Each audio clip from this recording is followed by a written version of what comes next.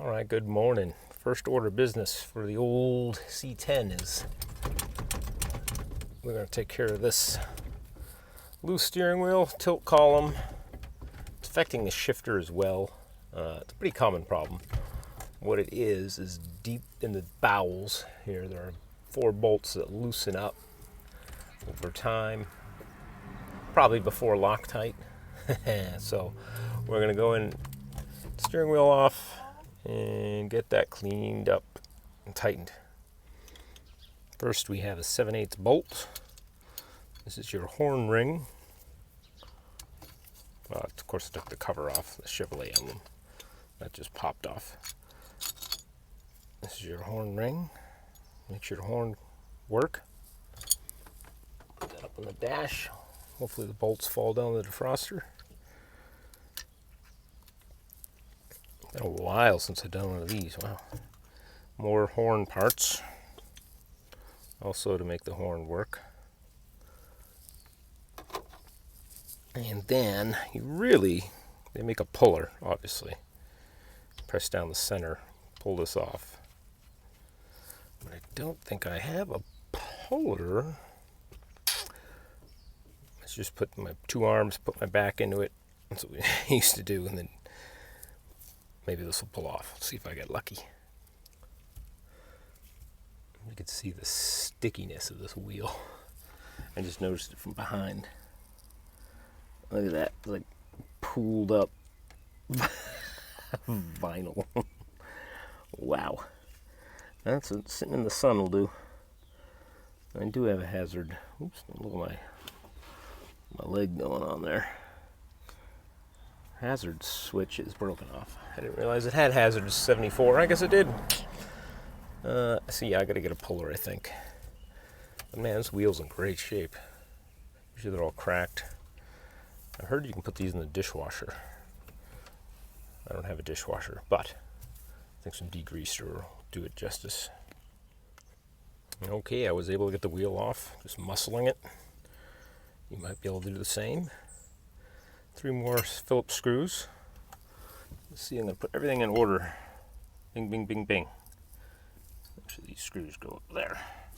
That'll help with reassembly. Also, the video helps with reassembly. And this is where our first special tool comes in. It's a steering wheel puller. Screws on here. Well, steering wheel puller, I'm sorry, it's a lock plate puller. Pushes down on here, and then you see right here there's a snap. Looks like a snap ring, but all it has is an opening, a gap right there. So you're going to push down the plate with the tool and get a pick in there, and you kind of work that ring off the little groove that's there.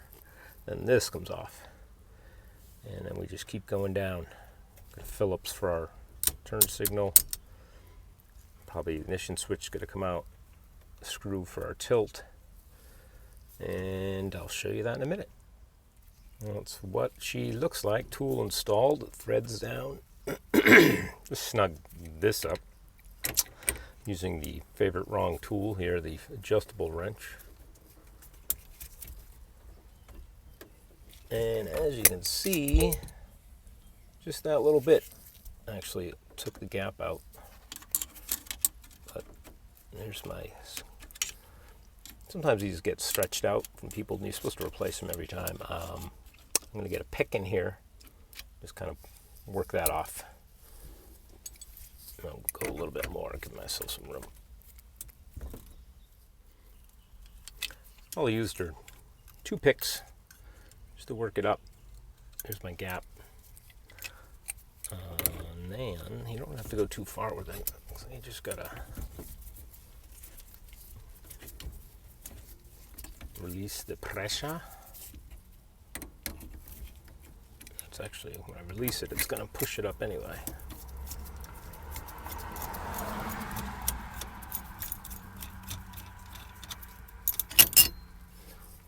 Our tool down there.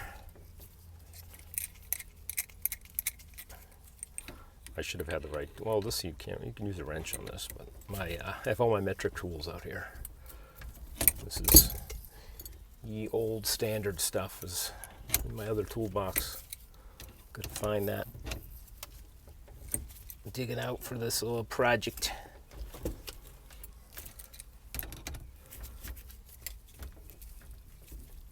go. A little oil on these threads helps. There's two different sizes of these in this toolkit, I think, for new and old style, most likely. Don't want to lose that ring. There she is. I'll just leave it right in there. This is your steering lock. It hits these. This pin comes up, locks your steering wheel. More horn contact, horn button. A little grease on this, clean it up, and you put it back together.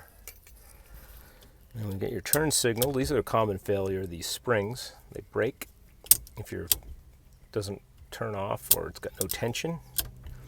These are in good shape. There's usually a little grease right here too. So there's some grease points. There's our spring. We can do that now. We'll do it now. Why not? Again, keeping everything in sequence here. More Phillips. Need this one, this one, this one, and this one here. And I'll get there in a second. All right, it took me a minute. It's been a while since I do a lot of lock cylinders. You've seen my videos. But there's the button you got to press and when it's in the on position. And it was down in this slot here, this small slot. This guy on the video I just watched, he was over here. I don't know what he was doing, but I had to press a button in there. So yeah, I've got a little more slack here, and I think this is going to come up. I'm going to need a little more slack down the bottom here. I might just unplug it. And then I got to get a new hazard button. Screws in there. I think it might be the whole thing I'll have to get. I don't need it, but it would be nice. A little more slack for me. This sucker's gonna sneak out of there. No, she really doesn't want to. I got so much slack in this thing. It's all the way up the column. Underneath here. Well, that's where it sits normally. It's slid up under here. I gotta do this dash column and all that crap. Anyway, maybe I'll just snake it. Drop the column a little bit. Let's see. Is that all part of the switch? Is that how they used to be? Sorry, guys. No, it just screws in. I think I'm just missing this screw-in hazard knob. Focus on that. Yeah, the threads are still there. Bowl looks good. It's not all broken. Anyway, we get to the next step. These pins. I'll show you the tool I made. There's a special tool to get these pins out. But I watched a nice video. I used to have the tool in the shop, but I never bought one. It's a one-time use thing. But we're almost there. Fighting, I was after some fight. Is this recording? All right, there it goes. After some fighting, I was able to get it just stretched enough to come down. That's what I wanted to do. Then we have a retainer. I don't think actually I got a touch in. They do say get this spring out. Yeah, maybe I do got to get this stuff because the pins I'm going to work on are right here. This bearing retainer, just spring there too. I think just a bearing retainer. Put there's a spring behind here. Put the screwdriver in. Just twist it. Let's make note of these springs. It's been a while since I've been in here. This is your. Yeah, let me get the bolt tool I made for this, and I'll show you how that works. Get those pins out. Alrighty, guys, so to extract these pins, you can see I already started. It's sticking out a little bit. You need this is a number 8. Not number 8, I think they just call it an 832 bolt and nut and washers. It's that's an inch there, and it's in there a little bit, maybe an inch and a half long. This is just a steering wheel nut that we took off. It fits right over that pin. So what you're doing is you're going around that, you're cupping that pin and you're pulling by threading it in, you're pulling it out. The lubricant wouldn't hurt, but you're just tightening up this small nut here. And I kind of kept this on the edge of, see this, because this is plastic, white metal, so I kind of want to keep it on the edge right there so that you don't damage it. I'm just going to slowly tighten that, pull out a pin, one on each side. I'm not sure if, I think this stuff does have to come out in the spring here. Yeah, spring and this slide. I'll do that first. I'll try and do this all one hand. Spring goes up, through.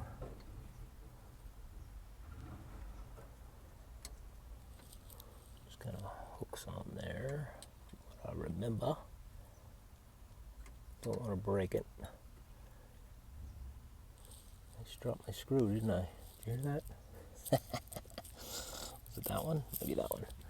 All right, I think I may have to turn this to eject it. Or do I slide it out with it? I think I want to twist it to get it to come up. Is that around the pin? Do I do the pin first? I think it slides around the pin. Let me play with this. Well, I'm just going to leave this for now because it's all, maybe when the bowl comes off it comes. But here's the pin slid out. It just kind of, just stay pressed in there. And then I'll do the other side. Oh, Jesus. Well, I knew it was loose in here.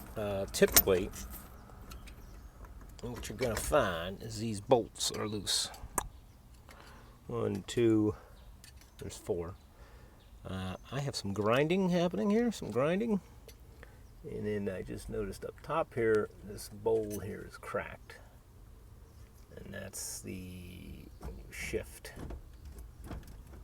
So I got a lot of slop in here, but those bolts are, I'm going to get a nice, it's an inverted torque socket, and I got to get one. I just had a needle nose on them, and they were not loose, so I think I've got some more damage in here. This should be all greased up.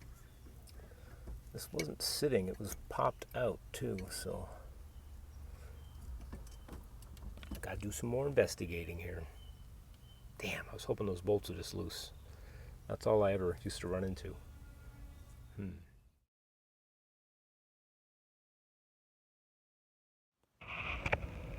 Geez, I guess the guy could check the lower bearing first. I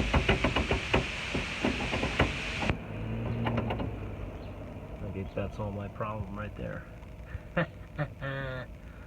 Plus, I mean, I do have that crack in the bowl, but this is more for slop. Our fella's gonna go ahead and Zeus that off with his hand tools. See, get my eyes on that bearing. That was a shout out to Bicycle Garage there, by the way. Well, I am slowly putting this back together. Greased that whole knuckle in there. And I think most of my play, that was fooled me. I thought it was going to be those bolts. It's the exact same symptoms. I think this bearing is popping out. The retainer there was split. So I think I'm just going to need a lower bearing. But this needed to come apart anyway. Needed to be greased, so I'm just keep greasing everything, put it back together, and see if my deal is done. And I'll pick up a new bearing somewhere for the lower. Oh boy, this one's been fighting me. So I took everything out. My lower bearing outside, you saw, was broken. I ordered one of those. I took these bolts out and did tighten them. Definitely better. Shifter is solid now. It was sloppy before. I did find where this mounts to the column. Broken top of the column is broken. I'm thinking it's, you get it stuck in gear, people usually pound the crap out of it. I think that may have been what happened. So I don't know. But I think it's going to be good. I get this back together, make sure everything's tight, and get that bearing in a week. Hopefully sooner from eBay Bay. Oh, this one has kicked my butt today. Well, we still got some play. That was not the problem. Those bolts that always loosen up on these tilt columns are fine. Beneath those bolts, there's something going on, because if I pull the whole, see if I can do it with one hand, that whole thing, now the ignition will work, but if it's pressed down, it doesn't. So there's something. I still got the bearing coming for the outside is bad, but I think it might be, I don't think it's a bowl. What do they call? I gotta look at the diagram. There's one more thing down in there. It's the only thing I can think of. That sucks. Get a whole column for hundreds of dollars. Actually, they didn't list the older ones. They had the newer columns with wiper up here and headlights and all that. I'll see what I can do. Fuck, that's just brutal. It looks exactly like that issue. It's like, oh yeah, those bolts are loose right there, but nope. Everything's fine with that. Jesus. Well, I've been sweating out here in the sun all day doing this, so. Oh, the well.